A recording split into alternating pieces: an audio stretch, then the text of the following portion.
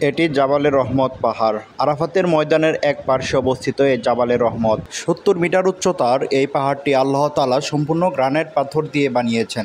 এই জাবালে রহমত পাহাড়ের উপর দাঁড়িয়ে হযরত মুহাম্মদ সাল্লাল্লাহু আলাইহি সাল্লাম বিদায় হজের ভাষণ দান করেন। এই ভাষণে তিনি আমাদের উপর ওসিয়ত করেন, আমরা যেন কারো সাথে অন্যায় বিচার না করি, কৃত দাস দাসী সবার সাথে যেন ভালো ব্যবহার করি, প্রত্যেক মুসলমান ভাই ভাই নিজে ইসলাম পালন করি এবং ইসলামকে সকলের নিকট আমানত স্বরূপ পৌঁছিয়ে দেই। এই জাবালে রহমত পাহাড়ের উপর দাঁড়িয়ে হযরত মুহাম্মদ সাল্লাল্লাহু আলাইহি সাল্লাম তার বিদায় হজের ভাষণে ইসলামকে মুসলমানদের জন্য পূর্ণাঙ্গ জীবন বিধান হিসেবে ঘোষণা করেন। এই পাহাড় নিয়ে একটি আদি কথা প্রচলন আছে। আল্লাহ তাআলা যখন হযরত আদম আলাইহিস সালাম এবং হাওয়া আলাইহিস সালামকে পৃথিবীতে নামিয়ে দেন, তখন দুইজনই এই পাহাড়ের দুই প্রান্তে প্রায় 300 বছর কান্না করতেছিলেন। 300 বছর পর আল্লাহ তাআলার যখন নির্দেশ হয়, তখন আদম আলাইহিস সালাম এবং হাওয়া আলাইহিস সালাম একে অপরের সাথে মিলিত হন।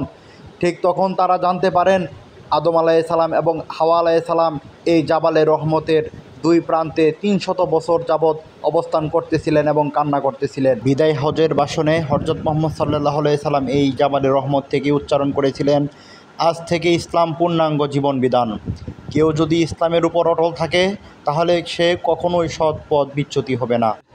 মক্কা এবং মদিনায় 15 দিন অবস্থানকালে আমরা অনেক পাহাড় দেখেছি, কিন্তু জাবালে রহমতই একমাত্র পাহাড় যেটি গ্রানাইট পাথর দিয়ে আল্লাহ তাআলা বানিয়েছেন। এখানে পাথরগুলো একটি আরেকটির থেকে ভিন্ন, কিন্তু আল্লাহ তাআলার বিশেষ কুদরতে পাথরগুলো কিন্তু একটি আরেকটির সাথে লেগে রয়েছে।